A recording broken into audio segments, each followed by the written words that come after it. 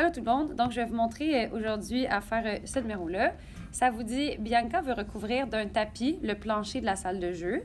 Si le tapis se vend 16,48 par mètre carré, combien cela coûtera-t-il pour recouvrir ce plancher? Donc ce que tu souhaites dans le fond, c'est recouvrir tout ça et tout ça. Donc tu as besoin d'avoir l'aire de l'hexagone et l'aire du rectangle. Tu vas les additionner. Quand tu vas avoir l'aire totale, ben, tu sais que 16,48 c'est pour 1 mètre. Donc, tu vas devoir multiplier 16,48 par le nombre de mètres que tu auras obtenu pour l'aire de ces deux choses-là. Donc, on va commencer par trouver l'aire de l'hexagone. Donc, pour trouver l'aire de l'hexagone, on part avec, puisque c'est un hexagone régulier, on part avec la formule de l'aire d'un polygone régulier. Ce qu'on sait, c'est que la mesure de côté,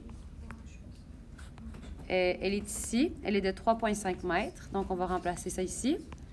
L'apothème, elle est ici. Dans le fond, c'est la hauteur d'un triangle qui va être de 3. Puis le nombre de côtés, bien, ça va être 6 parce que c'est un hexagone. Donc, on part pour trouver l'aire. Le côté, c'est 3,5. L'apothème, c'est 3. Le nombre de côtés, c'est 6. Et on divise par 2. Donc, ce que vous devez faire ici, c'est faire le calcul qui est au numérateur en premier. Et ça, dans le fond, ça nous fait 63 divisé par 2. Et ça, dans le fond, ça nous fait une aire de 31,5 mètres carrés. Ça, dans le fond, c'est l'aire de notre hexagone. À ça, il va falloir qu'on ajoute l'aire de notre rectangle. Donc, pour l'aire de votre rectangle, la formule, habituellement, ça va bien. Vous savez que c'est base fois hauteur. Dans le fond, il nous manque peut-être un côté à notre rectangle, mais en fait, il ne nous en manque pas vraiment un. Le côté qui est ici, là, de notre rectangle, qui est là, bien, c'est la même mesure que la mesure de côté de l'hexagone. Ça veut dire que cette mesure-là, elle est aussi de 3,5 mètres.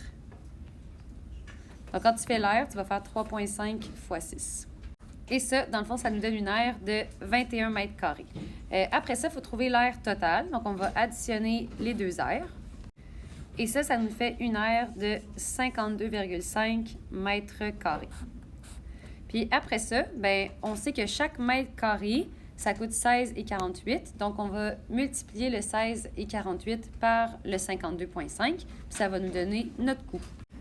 Et ça nous fait un coût de 865,20 $. C'est important que vous mettiez le 0 ici parce que c'est un montant d'argent. Fait qu'on l'arrondit à 2 chiffres après la virgule.